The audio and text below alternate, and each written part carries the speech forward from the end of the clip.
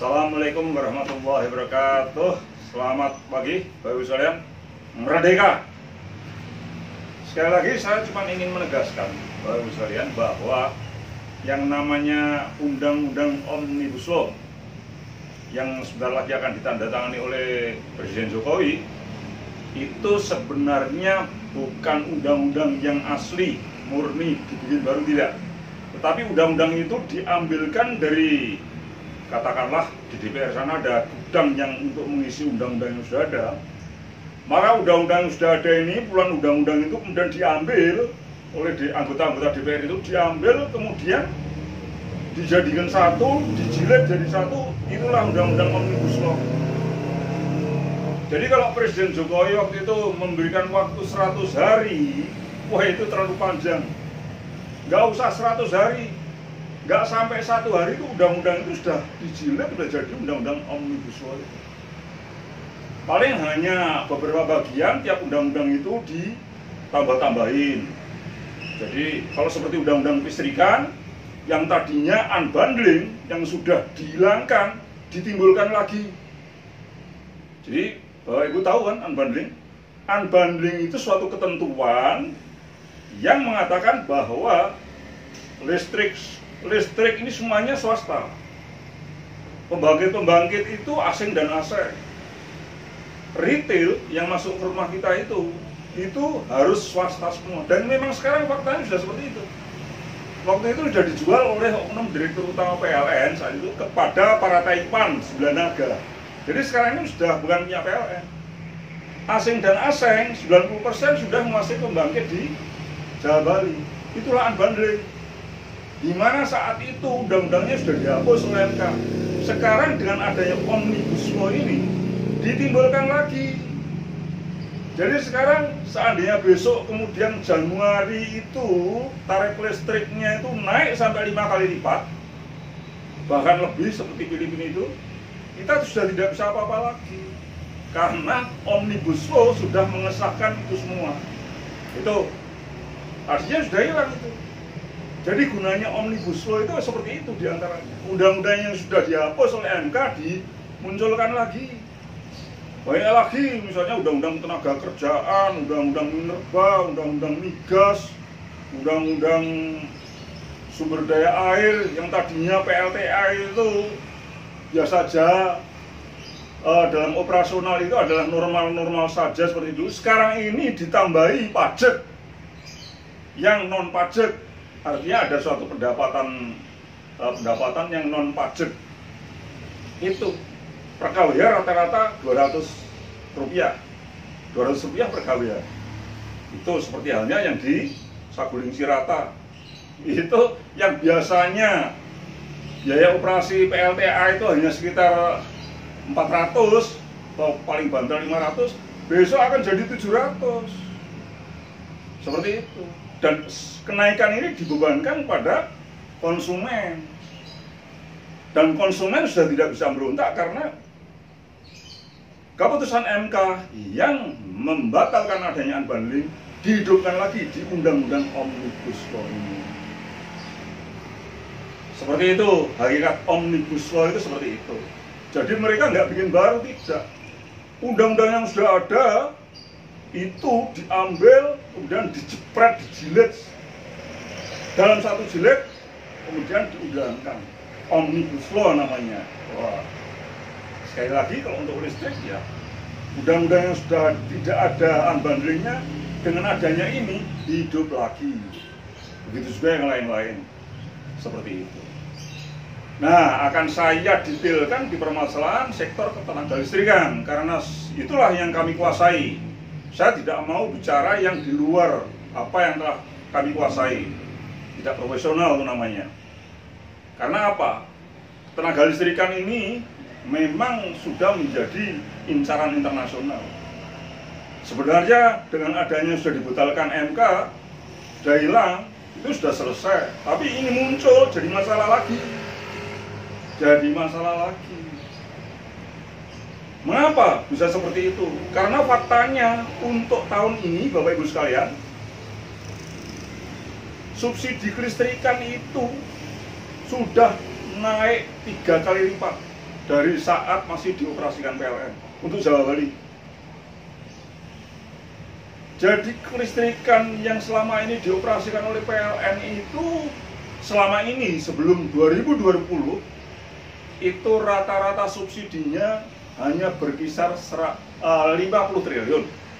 Hanya berkisar 50 triliun per tahun. Nah, dengan adanya ini kemudian dihidupkan lagi.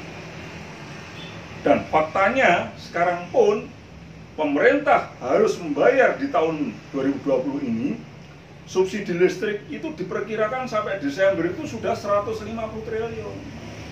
Ini dari saya dapat data-data itu dari RDP PLN dengan Komisi 7 DPR pada bulan Juni kemarin.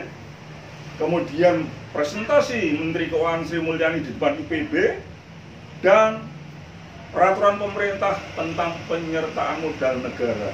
Total sampai September adalah 106 triliun yang artinya bisa diprediksi sampai akhir tahun adalah 150 triliun termasuk dengan adanya penurunan tarif listrik itu, subsidi penurunan. Ini menjadi masalah yang sangat serius. Dan pada kesempatan ini saya peringatkan pada teman-teman pengamat ya yang mengatakan bahwa wah kalau listrik nanti sudah diliberalkan, dipersaingkan seperti pesawat dan telepon, pasti akan turun. Ya, sekali lagi kalau pesawat dan telepon dipersaingkan memang kemudian tarif turun. Pesawat dulu hanya Garuda, kemudian ada Lion Air, ada Borat, ada Batik Air, ada Citylink, ada Deraya, macam-macam itu tarif pesawat langsung turun separuh dari yang semulanya Garuda dan Merpati. Itu pesawat. Telepon dulu yang dikuasai Telkom, ya harganya tinggi, maka kemudian ada Telkomsel, ada Satelindo, ada Mentari, ada M3, ada Pro XL, turunlah pulsa telepon karena dipersaingkan. Cabai rawit juga begitu. Begitu sudah banyak persaingan, maka harga cabai rawit langsung turun. Listrik tidak bisa dibandingkan dengan komoditas komersial yang seperti itu. Makanya ada istilah public good dan commercial good. Listrik masuk di public good, infrastruktur yang harus ditangani oleh pemerintah. Makanya ada Undang-Undang Dasar 45 Pasal 33 ayat 2 itu. Cabang produksi yang penting bagi negara dikuasai negara untuk kesejahteraan rakyat. Seperti itu. Tapi para pengamat yang liberal ini dan anggota-anggota DPR nanti dipersaingkan turun. Sekarang ini sudah dipersaingkan Bapak Ibu sekalian. Listrik saat ini sudah dipersaingkan. Bahkan PLN untuk Jawa Bali pembangkitnya itu hanya 10%. Yang 90% itu sudah mereka itu.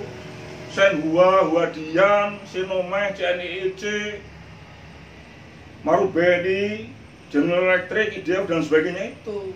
Yang di sana ada kerjasama dengan para oknum pejabat yang hari-hari itu mengkoordinir PLN. Mereka memakai jaringannya PLN. PLN nggak berani nolak. Itu maka terjadi sekarang ini lonjakan subsidi listrik 3 kali lipat, yang aslinya 50 triliun menjadi 150 triliun sampai nanti akhir Desember. Seperti itu. Tadinya 50 menjadi 160. Di mana yang 100? Inilah akibat dari persaingan tadi. Nggak bisa disamakan dengan pesawat, dengan telepon, bos. Para pengamat, Anda ini sok tahu aja kan? Di dalam listrik ada teori exclusive right. Di mana exclusive right ini kalau dipegang oleh negara bisa kemudian mensejahterakan rakyatnya, tetapi exclusive right pada saat dipegang oleh swasta jadilah seperti ini, bancaan oleh swasta. Ya karena nggak ada jaringan lain lagi selain jaringan PLN yang sekarang dikuasai swasta ini. Seperti itu. Inilah teori Edhard Eber. Anda para pengamat harus belajar ini. Jangan asal ngomong aja. Anggota DPR juga seperti itu. Saya lihat anggota DPR Komisi 7 dan 6 ini nggak ngerti ini semuanya. Kayak gitu bisa jadi anggota DPR. Nah ini terjadilah omnibus law semacam ini karena Anda itu tidak dibekali dengan suatu ilmu untuk menjadi wakil rakyat itu. Seperti itu. Sehingga gampangan aja, undang-undang yang sudah ada di gudang diambil, dijilid, diundangkan. Nah ini Omnibus Law. Nggak sampai 100 hari, 1 hari aja bisa. Tambahin. Yang dulu belum liberal, diliberalkan. Yang sudah liberal, ditambah ekstrimnya liberal. Undang-undang kelistrikan yang dulu unbundling nggak ada, hidupkan lagi. Ini kan kacau ini. Jadi nggak tahu ini. Anda ini menuruti negara mana, pasti ada yang kemudian mensponsor ini semua. Ya perkiraannya adalah negara-negara yang dalam waktu dekat ini akan menjajah Indonesia. Seperti itu. Maka ini harus dilawan. Allahu Akbar. Assalamualaikum warahmatullahi wabarakatuh.